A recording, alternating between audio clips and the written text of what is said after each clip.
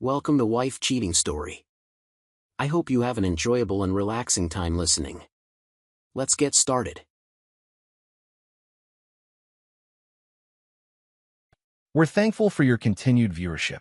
Before we begin, tell us, where in the world are you watching from? We love knowing our global reach. Now, let's dive into today's story. Chapter 1. Hidden Cracks. Vincent Hargrove surveyed his custom-built home from the driveway, briefcase in hand.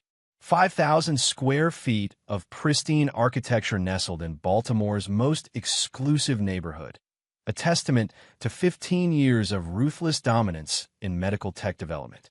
At 42, Vincent had built his company, Nexus Bionics, from nothing into a billion-dollar enterprise specializing in cutting-edge prosthetics and implantable medical devices.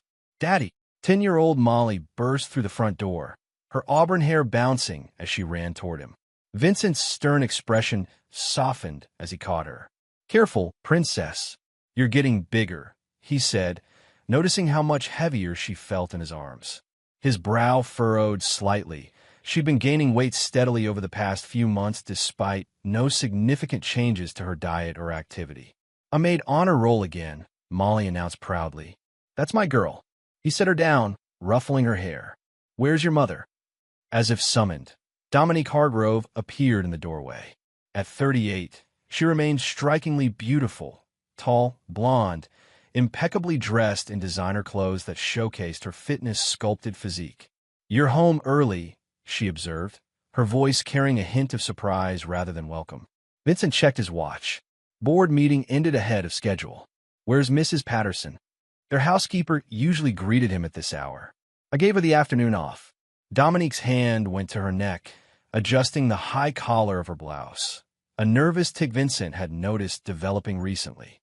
Inside, Vincent loosened his tie and scrolled through work emails while Dominique prepared dinner with practiced efficiency.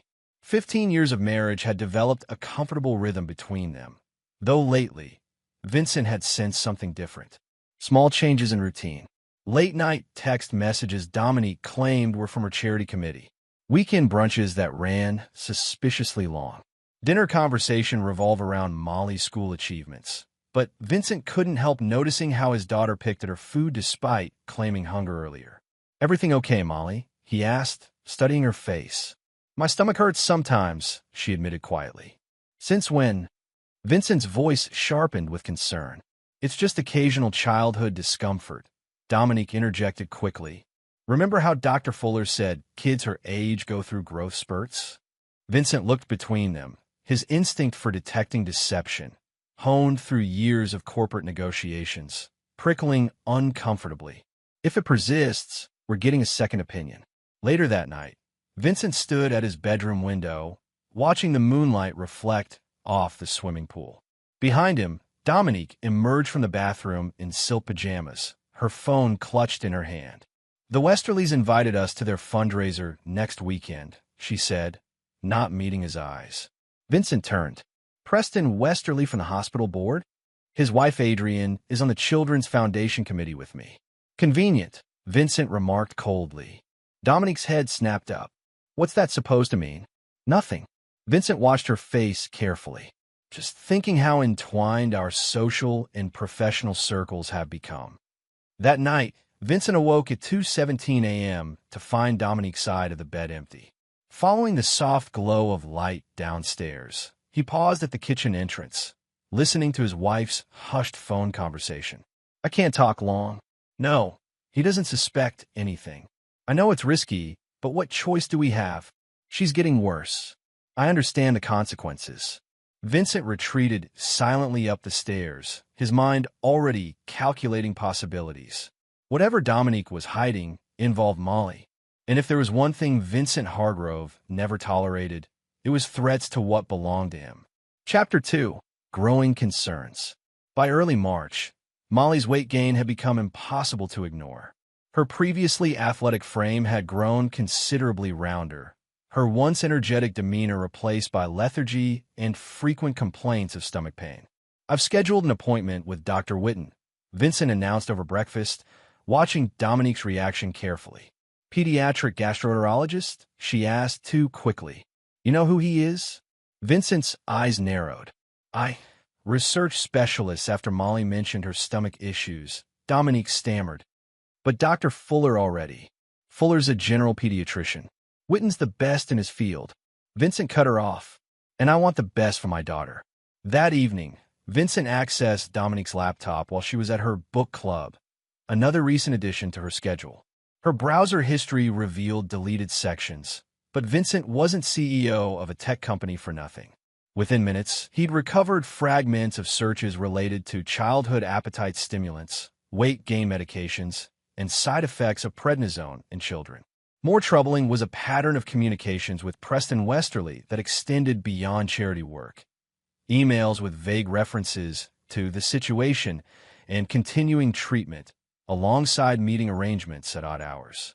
Vincent's investigation was interrupted by the garage door opening. He restored the computer to its previous state and retreated to his home office, where he placed a call to Ronan Sullivan, his company's head of security and former military intelligence officer. Sullivan, I need discreet surveillance on my wife and comprehensive background on Preston Westerly. Personal, professional, everything. And I need the name of the best private investigator in the city. Something serious, boss? Sullivan asked, the only person who could pose such a question to Vincent without repercussion. That depends on what you find. 2 days later, Vincent sat across from Dr. Witten as the specialist examined Molly's test results with growing concern. Mr. Hargrove, these hormone levels are extremely unusual for a child Molly's age, Witten explained, pointing to highlighted numbers. She's showing elevated cortisol, abnormal thyroid function, and several markers that suggest she's been exposed to multiple medications typically prescribed for adults. Meaning, Vincent's voice was dangerously quiet. Someone may be deliberately administering medications, causing these symptoms. Has Molly been taking any supplements? Anything given to her regularly? Vincent thought of the special vitamin smoothies Dominique had started making for Molly each morning. Possibly. We need to run additional tests. And frankly, this may require involving authorities if... Not yet, Vincent interrupted, his mind racing. Document everything, but I need time to handle this, privately. That evening, Vincent watched through the kitchen doorway as Dominique prepared Molly's bedtime snack, a special yogurt parfait she claimed helped with sleep. When Dominique stepped away to answer the door for a package delivery, Vincent quickly swapped the parfait with an identical one he'd prepared earlier, taking the suspicious food for testing. Later, after ensuring Molly was safely asleep, Vincent confronted Dominique in their bedroom. Preston Westerly, he said simply, watching her face drain of color. What's your relationship with him? He's a colleague, she responded weakly. Try again. Vincent's voice remained level, but his eyes had turned to ice. Phone records show 67 calls between you in the past month. His car has been photographed at the Lakeside Motel when you claim to be at charity events. Want me to continue? Dominique sank onto the bed. It's not what you think. What I think, Vincent said, stepping closer, is that whatever you two are involved in has affected my daughter's health. And that, Dominique, is something I will never forgive. Chapter 3, Breaking Point. The laboratory results arrived via encrypted email the following morning.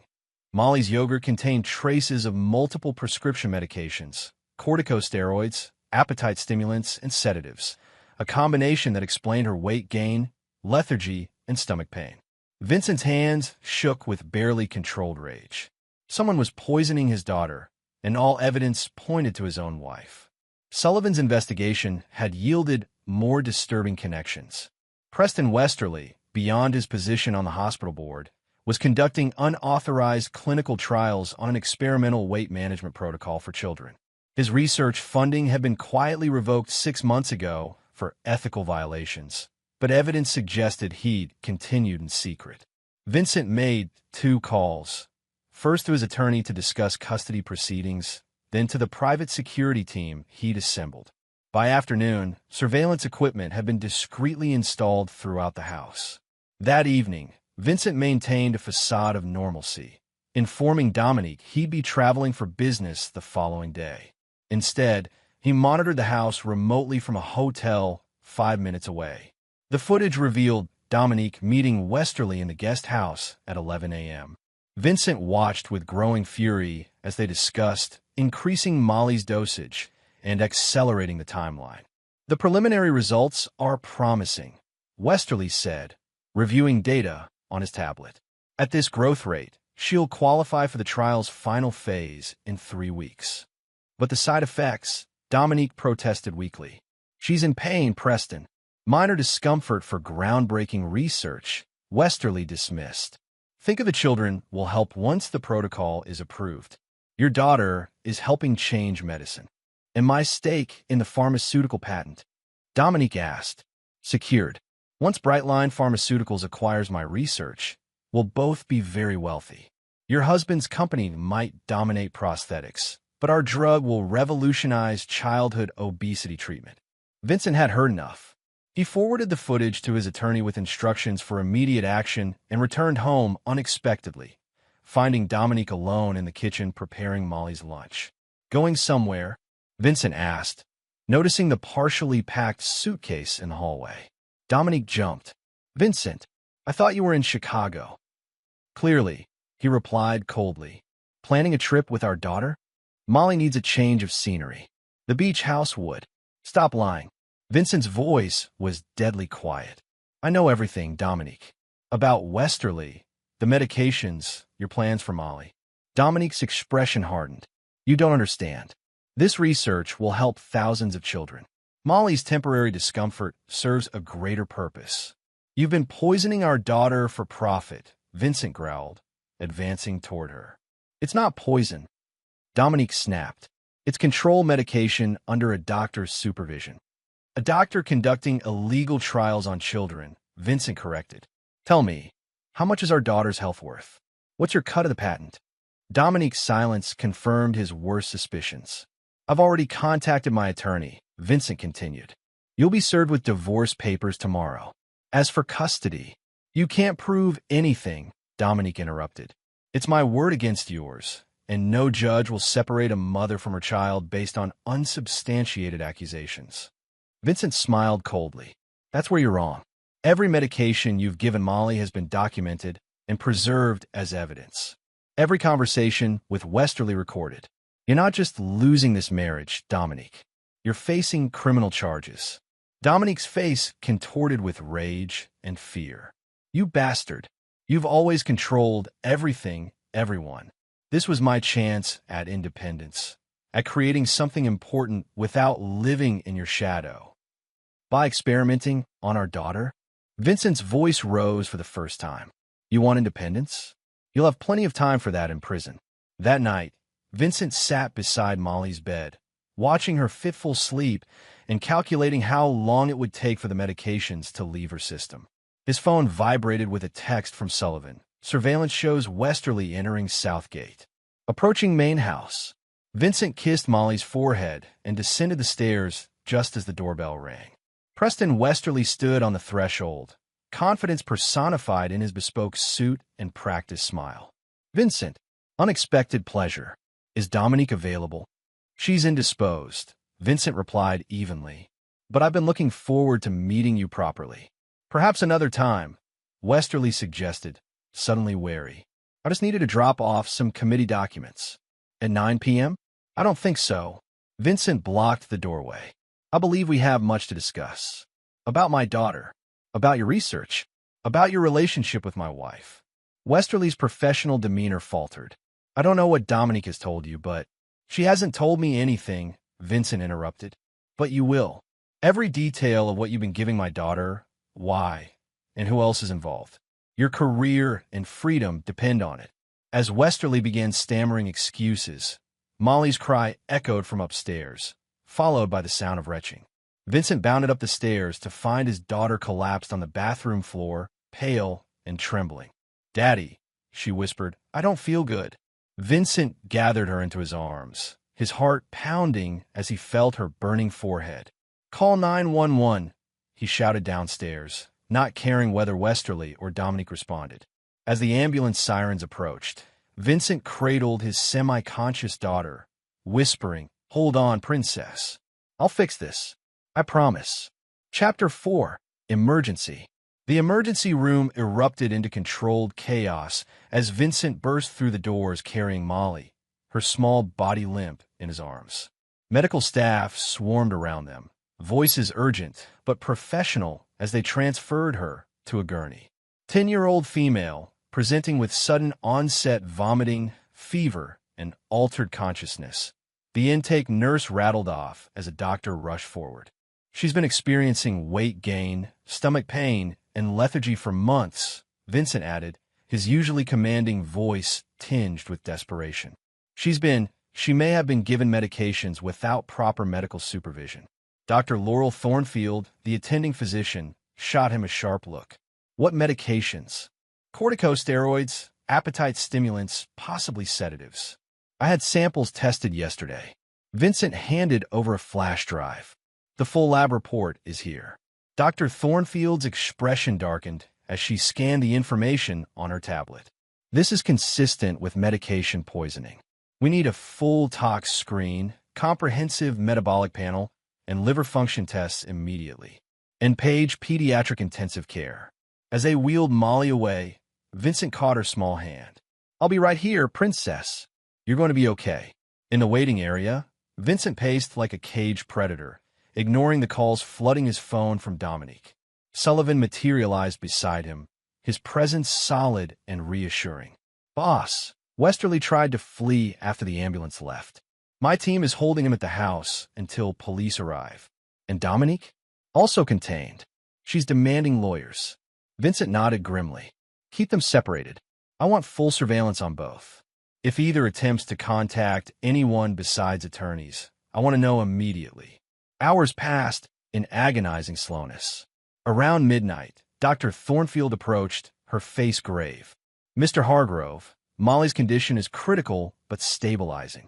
She's experiencing acute adrenal crisis. Her body's reaction to the abrupt withdrawal of corticosteroids that were apparently being administered regularly, combined with what appears to be an overdose within the last 24 hours. Vincent's blood ran cold. Overdose. The levels in her system are consistent with someone giving her significantly more than the previous doses. Without intervention, it could have been fatal. The implication hit Vincent like physical blow. After their confrontation, Dominique must have given Molly a larger dose, either in panic or deliberate malice. We're implementing appropriate treatment protocols, Dr. Thornfield continued. But Mr. Hargrove, I've had to notify Child Protective Services and the police. Deliberate medication poisoning of a child is a criminal matter. I understand. I want the people responsible prosecuted to the fullest extent, Vincent replied, his voice hard. When can I see her? She's being settled in pediatric ICU. A nurse will take you shortly. But sir, Dr. Thornfield hesitated. Given the circumstances, an officer will need to speak with you as well. Vincent spent the remainder of the night beside Molly's bed, watching the rhythm of her breathing stabilize as medications countered the damage inflicted on her small body. By morning, 2 detectives from Baltimore PD's Special Victims Unit arrived, accompanied by a CPS caseworker. Detective Russell Barlow introduced himself, his weathered face betraying no emotion. Mr. Hargrove, we need to understand exactly what's happened to your daughter. For the next hour, Vincent provided a detailed account, supplemented by the evidence he'd gathered, the lab tests of Molly's food, surveillance footage of Dominique and Westerly's conversations, and documentation from Dr. Witten's examination. You've been thorough, Detective Barlow observed, reviewing the materials. Most parents in your situation wouldn't have the presence of mind or resources to collect this kind of evidence. I protect what's mine, Vincent stated simply. The CPS caseworker, Ms. Daniels, leaned forward. Mr. Hargrove, we need to establish a safety plan for Molly upon discharge. Given the allegations against her mother, my daughter will remain exclusively in my custody, Vincent interrupted. I've already filed emergency papers through my attorney. Nevertheless, we'll need to conduct our own investigation, Ms. Daniels persisted. Investigate all you want, Vincent responded coldly. But my daughter doesn't leave my sight. As morning stretched into afternoon, Molly's condition improved enough for her to regain consciousness. Her first words were confused. Daddy? Where's Mom? Vincent stroked her hair gently. Mom can't be here right now, princess. But I'm not going anywhere. Molly's eyes filled with tears. It was the special smoothies and snacks, wasn't it? The ones that were supposed to make me stronger and healthier. What do you mean, Molly? Vincent asked carefully, aware that Detective Barlow had quietly entered the room. Mom and Dr. Preston said I was special, that I was helping other kids by taking the special medicine. Molly explained, her voice small. But it made my tummy hurt, and I kept getting bigger even though I wasn't eating more. When I told Mom I wanted to stop, she said. Her voice faltered. What did she say, sweetheart? Vincent encouraged gently. She said, sometimes we have to do hard things for the greater good. That the medicine would help thousands of children someday, and I should be proud. Molly's face crumpled. But I didn't want to take it anymore, Daddy. It made me feel so sick. Detective Barlow stepped forward. Molly, I'm Detective Barlow. Would it be okay if I asked you a few questions about these special smoothies? As Molly recounted months of being given special foods and supplements, Vincent's phone vibrated with a text from Sullivan. Police have taken Westerly and Dominique into custody. Charges pending.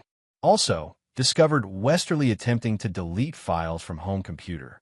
Data recovery team working now. Vincent excused himself briefly to make a call to his attorney, instructing her to push for the most serious charges possible against both Dominique and Westerly. As he returned to Molly's room, Detective Barlow met him in the hallway. Mr. Hargrove, we're going to need you to come to the station. There's been a development. I'm not leaving my daughter, Vincent stated firmly. Sir, Barlow's voice lowered. The officers at your home discovered something during their search. Your wife is demanding to speak with you immediately. She says it concerns Molly's parentage. Vincent's expression didn't change, but something cold and deadly settled in his eyes. Have the officers bring her here. Whatever she has to say, she can say it in custody with my attorney present. Chapter 5. Shattered Truths. An hour later, Vincent sat in a private conference room at the hospital. His attorney, Marissa, fell beside him.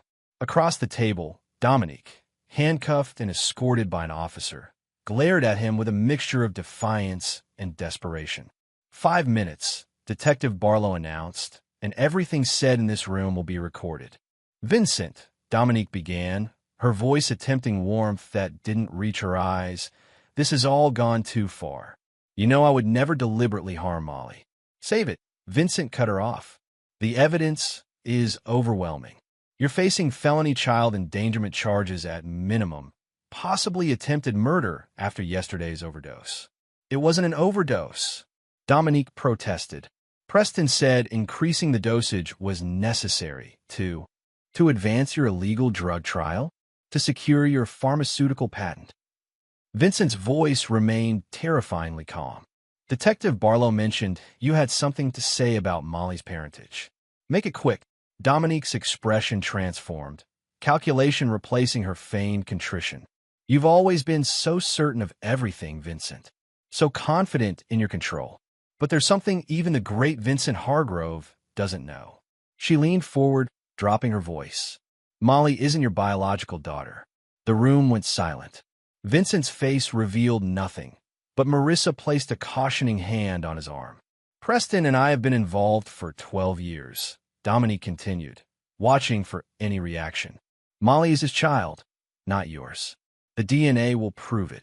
Vincent studied his wife with a cold assessment he usually reserved for business rivals preparing to be destroyed. Is it your attempt at leverage?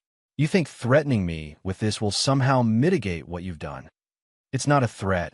It's a reality you'll have to face in court, Dominique responded. The custody battle changes completely when paternity is disputed, and Preston's research, while perhaps ethically questionable, was conducted with the biological father's consent, which would make Westerly equally culpable. Marissa interjected. Biological relationship or not, he participated in systematically poisoning a child. That's still a felony. Vincent stood abruptly. We're done here. Detective, I'll submit to any DNA test the court requires, but my daughter's medical treatment takes priority over these desperate tactics. As Vincent turned to leave, Dominique called after him. She was never supposed to be harmed. The protocol was safe until... Vincent paused, turning slowly. Until what? Dominique's eyes darted to the detective, then back to Vincent. Until someone tampered with the medication yesterday. The dose I gave her wasn't what caused the collapse. Someone must have switched or contaminated it. Detective Barlow stepped forward. Mrs. Hargrove, are you alleging someone else poisoned your daughter? The medication I've been giving her was carefully measured, Dominique insisted. Whatever caused her collapse yesterday wasn't what I administered. Vincent exchanged glances with Detective Barlow, whose expression remained professionally neutral. We'll investigate all possibilities, Mrs. Hargrove. Now, you'll be transported to central booking for processing. Back in Molly's hospital room, Vincent found Dr. Thornfield reviewing her latest test results. Her numbers are improving, the doctor reported. The emergency treatment protocol is working. If this continues, she could be stable enough for discharge in a few days, though she'll need ongoing care to address the long-term effects of the medications. Whatever she needs, Vincent assured her. I'll arrange for the best specialists. After Dr. Thornfield left, Vincent sat beside Molly's bed, watching her sleep peacefully for the first time in months. His phone vibrated with a message from an unknown number. Package delivered to your office, as requested. Contents may shock you. Dr. M.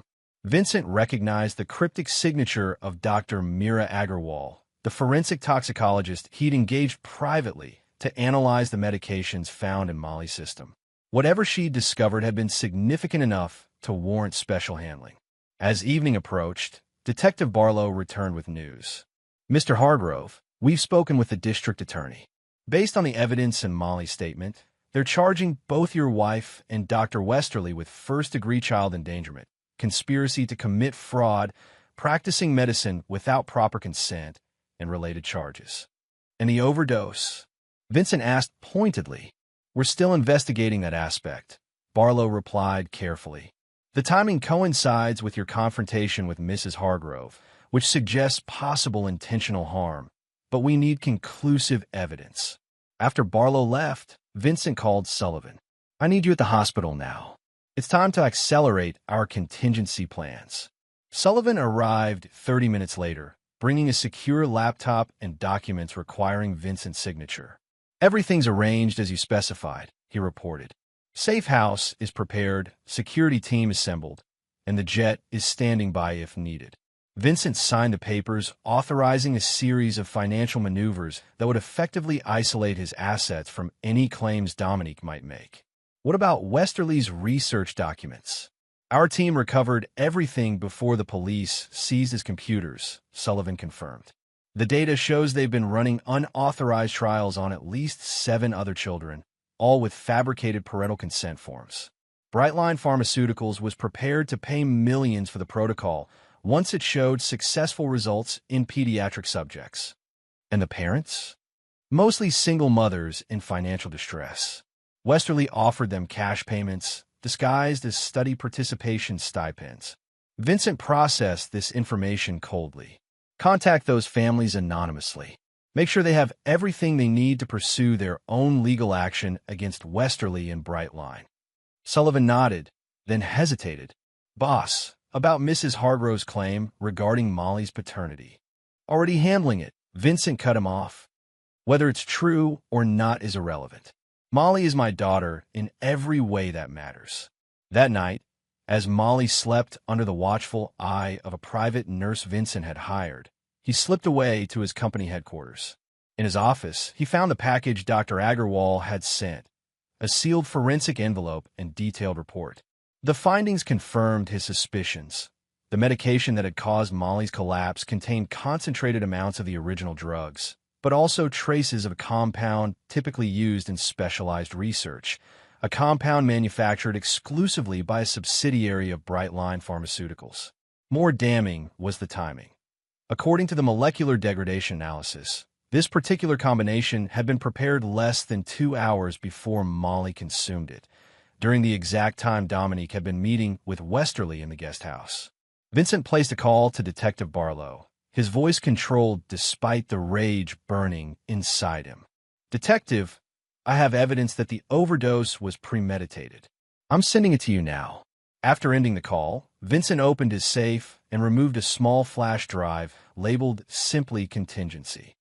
On it was everything he'd need for what came next. The complete destruction of everyone involved in hurting his daughter. Chapter 6. The Unraveling. The following morning brought the arrival of hospital legal counsel and administrators, their faces grave as they requested an urgent meeting with Vincent. "Mr. Hargrove," began Gloria Montgomery, the hospital's chief legal officer, "we've been cooperating fully with the police investigation into Dr. Westerly's activities, and I'm afraid we've uncovered disturbing information that affects your daughter." Vincent sat perfectly still, his expression unreadable. "Go on." "Dr. Westerly was conducting unauthorized trials using an experimental compound developed by Brightline Pharmaceuticals," Montgomery explained. "What we didn't realize until now was the extent of the hospital's potential liability. It appears several administrators may have turned a blind eye to his activities in exchange for research funding." "Names," Vincent demanded. Montgomery hesitated. "That's still part of an ongoing internal investigation. But we wanted to inform you first because—" She slid a document across the table. "This appears to be a consent form with your signature, authorizing Molly's participation in the trial." Vincent examined the document, his jaw tightening imperceptibly. "This signature is forged." "We suspected as much," Montgomery nodded. "Which raises serious questions about how many other consent forms were falsified. The hospital board has authorized me to discuss settlement options with affected families, including yours." Vincent folded the document carefully and placed it in his jacket pocket. "Ms. Montgomery, let me be clear. I'm not interested in a settlement. I intend to see everyone involved in this, from Westerly to the board members who enabled him, face criminal charges and complete professional destruction. Mr. Hargrove, I understand your anger, but litigation could take years." "Then you'd better prepare for a long battle," Vincent interrupted coldly. "My daughter nearly died because your hospital failed in its most basic duty of care. No amount of money will change that, but I will ensure accountability at every level." After Montgomery departed, Vincent received a call from Detective Barlow. "The DA's reviewed the evidence you provided," Barlow informed him. "They're upgrading the charges against both Westerly and your wife to include attempted murder. The timing of the overdose and the specialized compound leaves little doubt about intent." "What about Brightline Pharmaceuticals?" Vincent asked. "Search warrants are being executed at their offices as we speak," Barlow confirmed. "Initial findings suggest executives were aware of Westerly's methods, but deliberately maintained distance to preserve deniability." "Not distance enough," Vincent remarked coldly. By afternoon, Molly had improved enough to sit up and eat solid food. Vincent sat beside her bed, helping her with a cup of applesauce, when his attorney arrived with news. "The judge granted the emergency custody order," Marissa reported quietly. "You have sole legal and physical custody pending the outcome of the criminal proceedings. Dominique's being denied bail due to flight risk and the severity of the charges." "And the paternity issue?" "The court has ordered DNA testing, but regardless of the outcome, her parental rights are likely to be terminated given the circumstances." Marissa hesitated. "Vincent, have you considered how you'll handle this with Molly if Westerly is her biological father?" Vincent finished, his voice low to avoid Molly overhearing. "Nothing changes. She's my daughter, period. I've raised her, loved her, protected her, and I'll continue to do so." That evening, as Molly slept, Vincent received a visit from Adrienne Westerly, Preston's wife. Elegant, even in distress, she requested a private conversation. "I had no idea what Preston was doing," she began once they were alone. "The police have seized everything, our accounts, properties, even my personal belongings as potential evidence. I'm not sure what you expect from me, Mrs. Westerly," Vincent replied coolly. "Information," she said simply. "The police aren't telling me anything. Preston won't speak to me. I need to understand what happened." Vincent studied her carefully. "Your husband was conducting illegal drug trials on children, including my daughter. He conspired with my wife to administer potentially lethal medications to Molly without my knowledge or consent, all for profit and professional recognition." Adrienne paled. That's not possible. Preston is a respected pediatric researcher. He would never. The evidence is conclusive, Vincent interrupted. And based on documents recovered from his office, this wasn't his first unauthorized trial. There are records of at least 3 previous studies involving children, all with questionable consent procedures. Oh God, Adrian whispered, genuine horror crossing her face. The trials in Atlanta 2 years ago, and before that in Boston. I thought those were legitimate studies. He told me they were revolutionizing childhood medicine. Vincent leaned forward. What exactly do you know about those studies? Only what Preston shared, that they were developing targeted treatments for childhood obesity and related conditions. He was so proud of the results. Her voice faltered. There were complications with some patients, but he said that was normal in clinical research. Complications, Vincent repeated flatly. Did these complications include the death of a 7-year-old boy in Boston? Jason Mercer. Does that name mean anything to you? Adrienne's shocked expression answered before she could speak. A child died? Preston never mentioned. He told me the Boston study was discontinued due to funding issues. It was discontinued because Jason Mercer suffered fatal liver failure after receiving experimental medications similar to those given to Molly, Vincent informed her coldly. His parents were paid $3 million in a confidential settlement. The records were buried. The case never went public, and Westerly simply moved to a new hospital to continue his research. As the implications settled over her, Adrienne's composure crumbled. I had investments in Brightline. Preston suggested them as a growth opportunity. Have I been profiting from this? Unwittingly or not, Vincent confirmed, you've benefited from your husband's activities. The question now is what you're prepared to do about it. After a moment of silent deliberation, Adrienne straightened her shoulders. Everything. I'll tell the prosecutors everything I know, the previous studies, the financial arrangements, the connections to Brightline executives. Preston doesn't deserve protection after what he's done. A wise decision, Vincent nodded. Detective Barlow will be interested in your testimony. After Adrienne left, Vincent stood at the window overlooking the hospital parking lot, watching her departure with calculated interest. His phone vibrated with a message from Sullivan. DNA results in. Confirmation of your instructions requested. Vincent's reply was immediate. Proceed as planned. All parameters. Later that night, as Vincent kept vigil beside Molly's bed, Dr. Thornfield arrived with updated test results. Her system is clearing the medications more quickly than expected, the doctor reported with cautious optimism. Her liver and kidney functions are improving, and the adrenal crisis has been successfully managed. If this trend continues, she could be discharged within 48 hours. To recover where? Vincent asked. Our home is still partially a crime scene. I understand you've made alternative arrangements? Dr. Thornfield inquired. Vincent nodded. A private property with full medical facilities and security. My team is preparing it now. As morning approached, Vincent received the call he'd been anticipating. Detective Barlow's voice was strained even through the professional demeanor. Mr. Hargrove, I need you to come to the station immediately. My daughter. This can't wait, Barlow interrupted. It concerns your wife. There's been an incident at the detention center. Chapter 7. Calculated Moves. Vincent entered the police station at precisely 7:30 a.m., his appearance immaculate despite the sleepless night. Detective Barlow escorted him to a private conference room where Captain Eleanor Reese waited, her expression grim. Mr. Hargrove, she began formally, at approximately 4:17 this morning, your wife was found unresponsive in her cell. Despite emergency medical intervention, she was pronounced dead at 5:04 a.m. Vincent's face revealed nothing. Cause.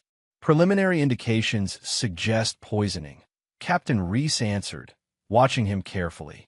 Toxicology is pending, but initial symptoms align with ingestion of a compound similar to what was found in your daughter's system, only at a significantly higher concentration. Are you suggesting a connection? Vincent asked coolly. We're investigating all possibilities, Barlow interjected. Security footage shows no unauthorized access to her cell, and she had no visitors except her attorney yesterday afternoon. I was at the hospital all night with multiple witnesses, Vincent pointed out. If you're implying involvement on my part, we're simply informing you as next of kin, Captain Reese clarified.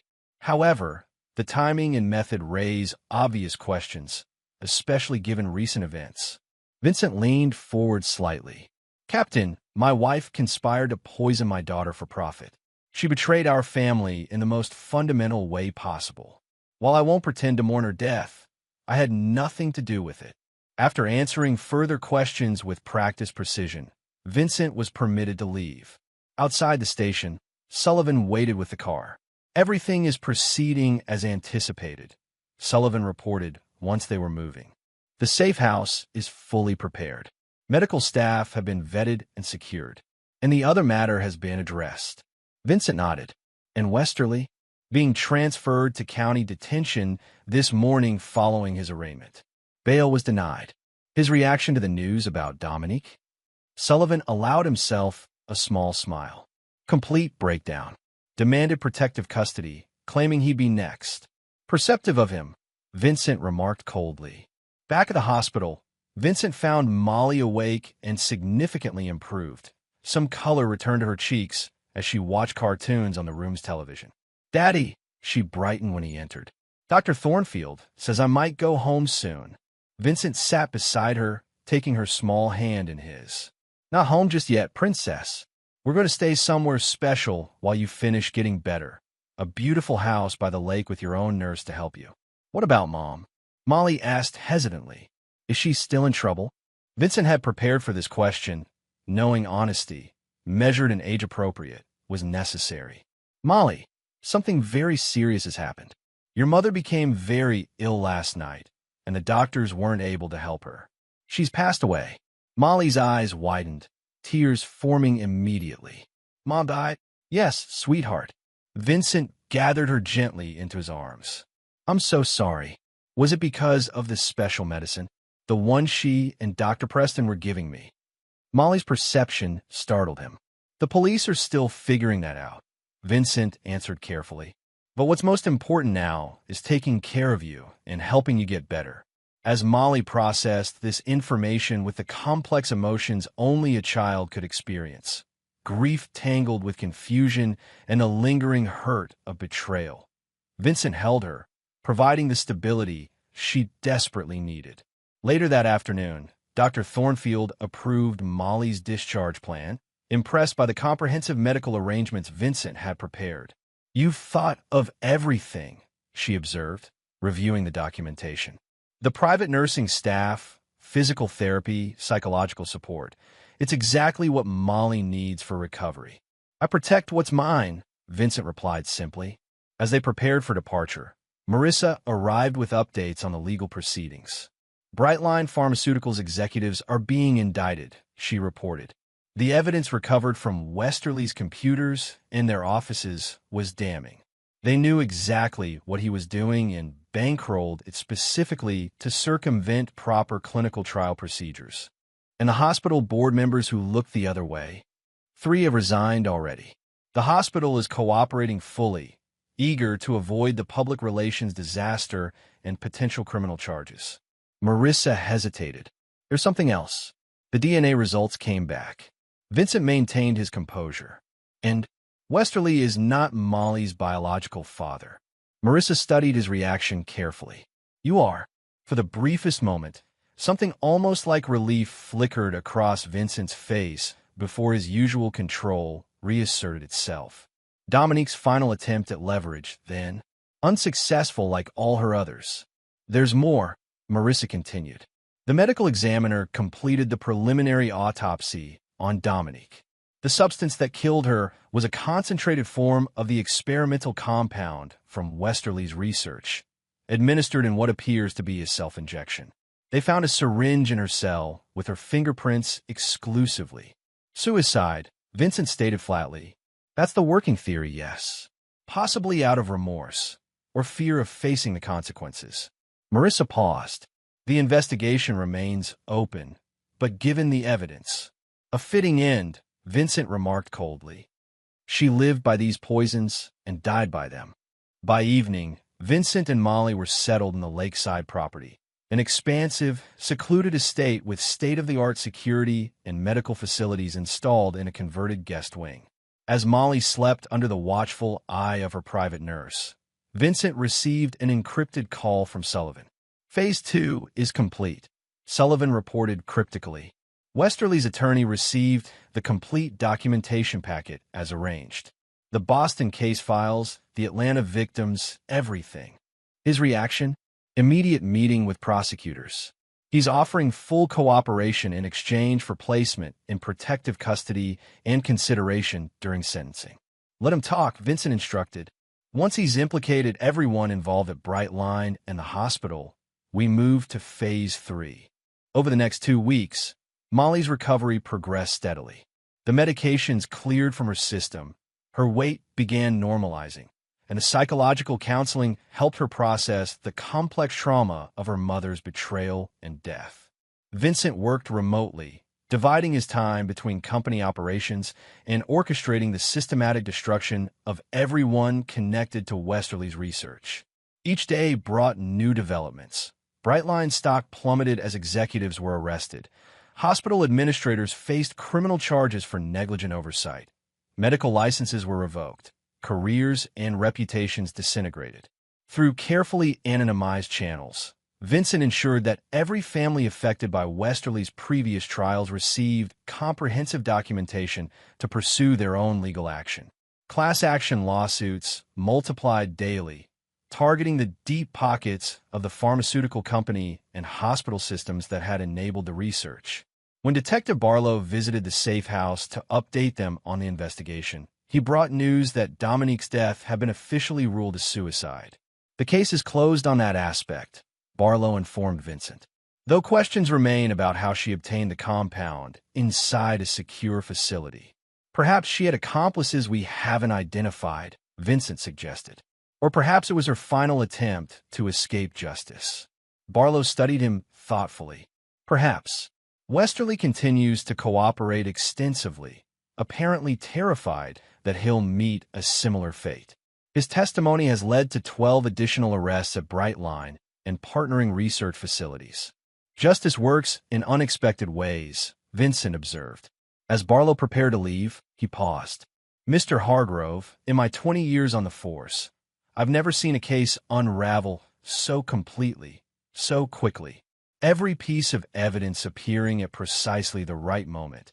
Every witness coming forward with exactly the right information.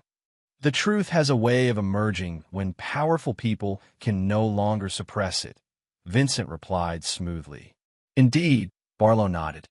Especially when someone knows exactly where to look and who to pressure.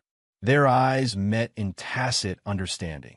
Barlow recognizing the calculated orchestration behind the case's progression, Vincent acknowledging the detective's awareness without concern. Both men had their own definition of justice, and in this instance, they had aligned sufficiently. Chapter 8. The Reckoning. 3 months after Molly's hospitalization, Preston Westerly sat in the witness box of a federal courtroom, his once commanding presence reduced to a hollow shell. As the star witness for the prosecution, he had spent days detailing the full extent of his crimes, the unauthorized trials, the falsified data, the deliberate endangerment of children, and the deaths he had previously concealed. Vincent observed from the gallery, his face impassive as Westerly described the arrangement with Dominique. Mrs. Hargrove approached me initially, Westerly testified, after a fundraising event where I discussed my research. She expressed interest not just in the medical applications, but in the potential financial returns if the protocol was successful. She suggested Molly as a test subject, claiming the child had been showing early signs of metabolic issues that made her an ideal candidate. "And you didn't verify this with her father?" the prosecutor asked. Dominique assured me she had full medical authority for Molly. She produced what appeared to be signed consent forms. Westerly swallowed hard. I didn't scrutinize them as carefully as I should have. Let's be clear, Dr. Westerly, the prosecutor pressed. You administered experimental medications to a child without confirming proper parental consent, outside approved clinical protocols, and without proper oversight. correct? Yes, Westerly admitted, his voice barely audible. And this wasn't the first time, was it? Please tell the court about Jason Mercer. As Westerly recounted the death of the 7-year-old boy in Boston, a ripple of shock passed through the courtroom. Vincent's expression remained unchanged, though his eyes never left Westerly's face. Following the day's testimony, Vincent met with federal prosecutors handling the case against Brightline Pharmaceuticals. Their offices had been inundated with evidence. Internal memos, financial records, communications proving executives had knowingly funded Westerly's illegal research with full awareness of his methods. The CEO and chief medical officer will be indicted tomorrow, the lead prosecutor informed Vincent. The evidence your team uncovered is irrefutable. They destroyed lives for profit, Vincent stated coldly. Make sure the charges reflect that. Back at the lakeside property, now their permanent residence after Vincent had sold their former home, Molly was completing a session with her physical therapist. Her recovery had been remarkable. Her weight normalizing, energy returning, and the psychological wounds beginning to heal through consistent therapy. "Dad, watch this," she called as Vincent entered, demonstrating her ability to complete a complex balance exercise that had challenged her for weeks.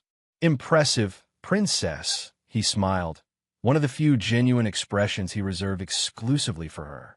"Dr. Michaels says you're making exceptional progress."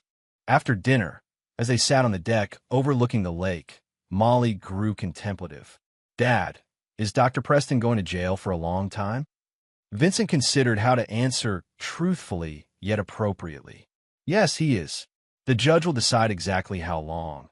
But he's admitted to doing very bad things to you and other children." Molly nodded slowly. "And Mom helped him." "She did," Vincent confirmed gently. "But that doesn't mean she didn't love you in her own way.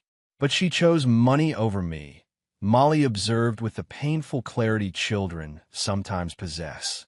"That's what my therapist says, that sometimes adults make terrible choices even when they should know better." Vincent took her hand. "That's true. But I want you to know that I will always choose you, Molly. Always." Later that night, after Molly had gone to bed, Vincent received a call from Sullivan. "It's done," Sullivan reported. "The transfer is complete. Westerly's commissary account received the deposit as arranged. And the other inmates? Information has been selectively distributed.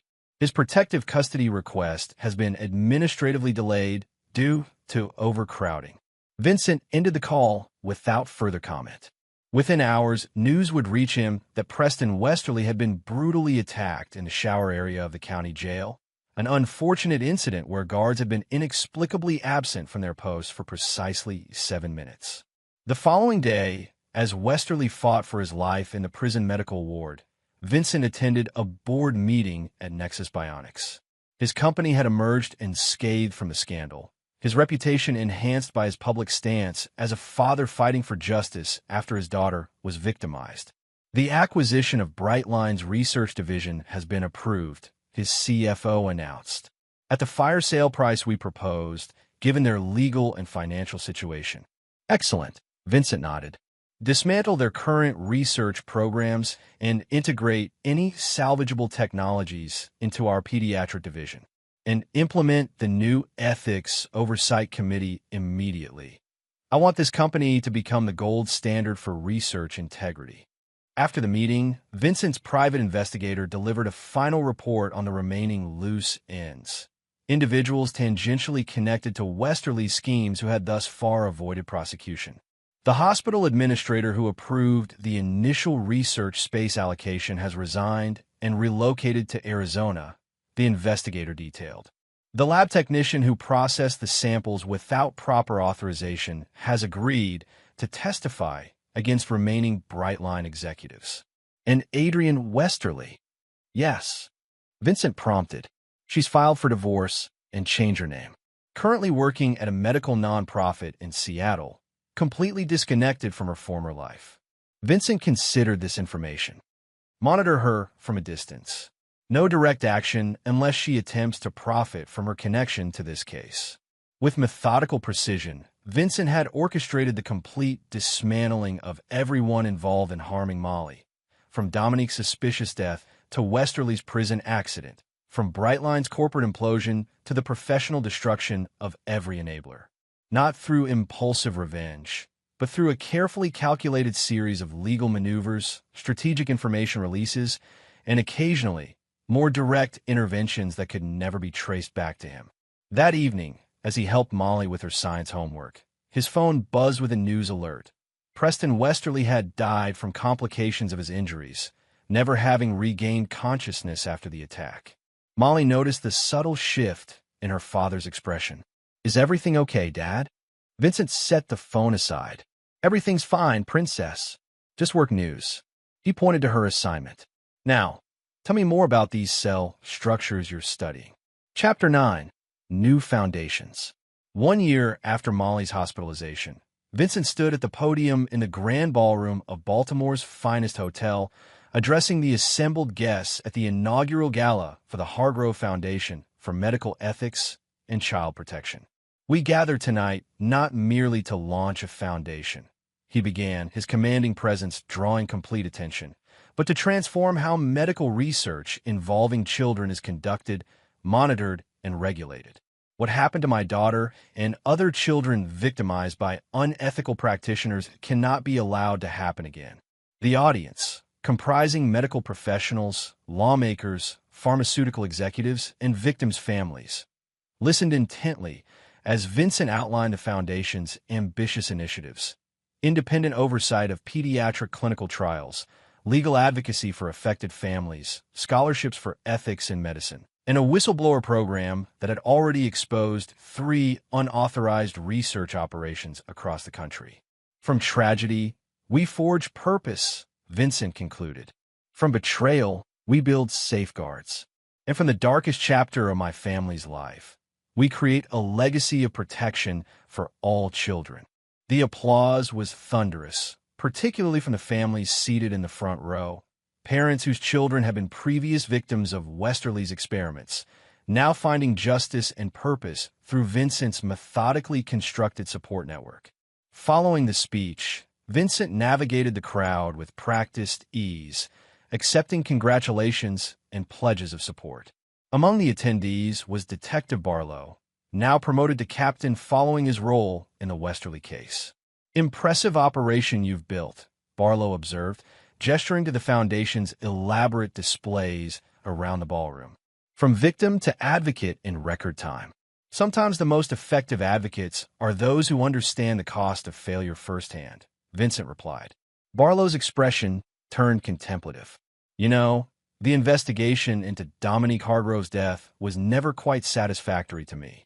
Too many convenient coincidences. Tragic events often involve coincidences, Captain. That's what makes them seem meaningful in retrospect." "Indeed," Barlow nodded slightly. "Just as it's coincidental that everyone who participated in harming your daughter has met with professional ruin, personal destruction, or death." Vincent met his gaze steadily. "Justice works in mysterious ways." "So it seems." Barlow extended his hand. "Congratulations on the Foundation, Mr. Hargrove. I have no doubt it will accomplish exactly what you intended to." The unspoken understanding passed between them. Barlow recognizing the architect behind a perfect revenge, Vincent acknowledging the detective's awareness without concern.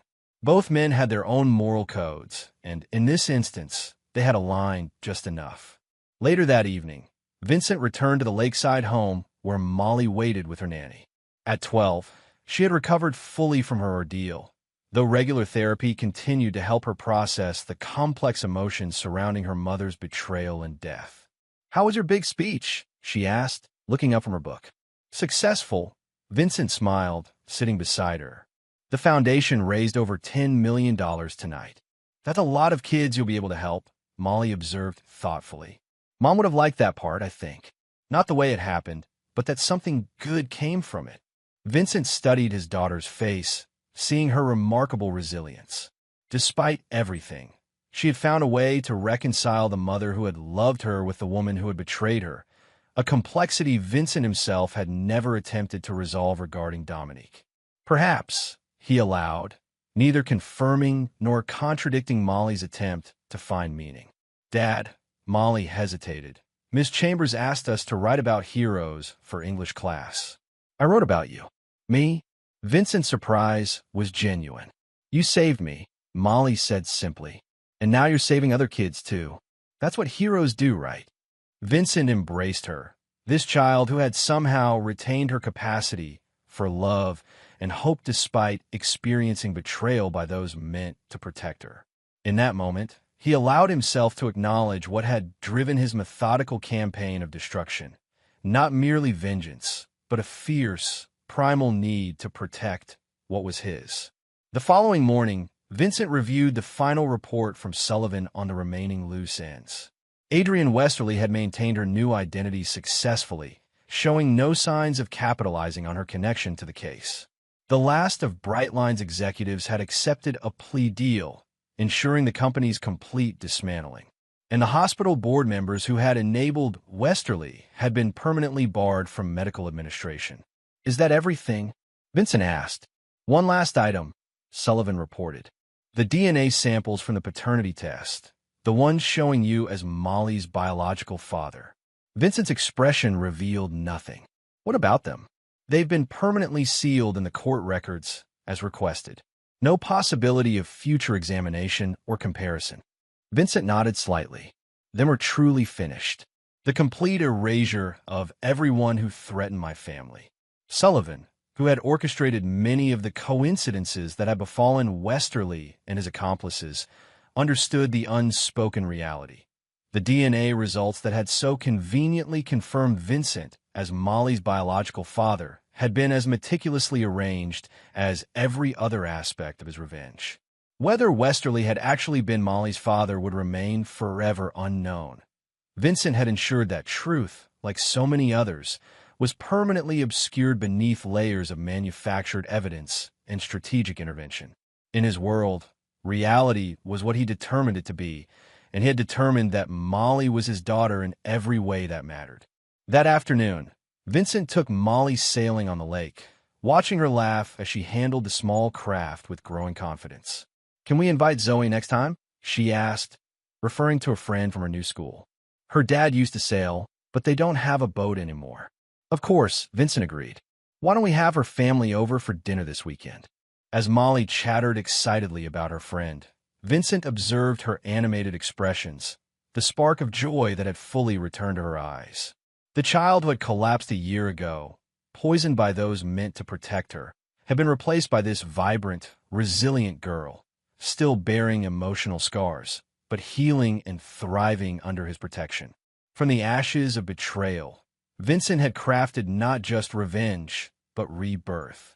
He had systematically erased every threat, punished every transgression, and emerged with his position strengthened. The foundation would ensure Westerly's name was forever associated with medical criminality, while the Hargrove name would represent protection and advocacy. In the end, Vincent had done what he always did, protected what was his, destroyed those who threatened it, and turned catastrophe into advantage. Not through emotional outbursts or impulsive actions, but through calculated, meticulous planning that left no loose ends. As the sailboat glided across the lake's surface, Vincent allowed himself the satisfaction of completion. The ledger was balanced. Justice, his justice, had been served. And most importantly, Molly was safe, thriving under the protection of a father whose capacity for ruthlessness was matched only by his devotion to her. The weight of secrets had been lifted, replaced by the foundations of a new beginning, one built on the buried remains of those who had dared to threaten what Vincent Hargrove valued most. And there you have it. Another story comes to an end. What did you think? I'd love to hear your thoughts in the comments below. If you enjoy this story, consider joining our community by subscribing. It means the world to us. For more stories like this one, check out the recommended videos on screen. And I'll see you there.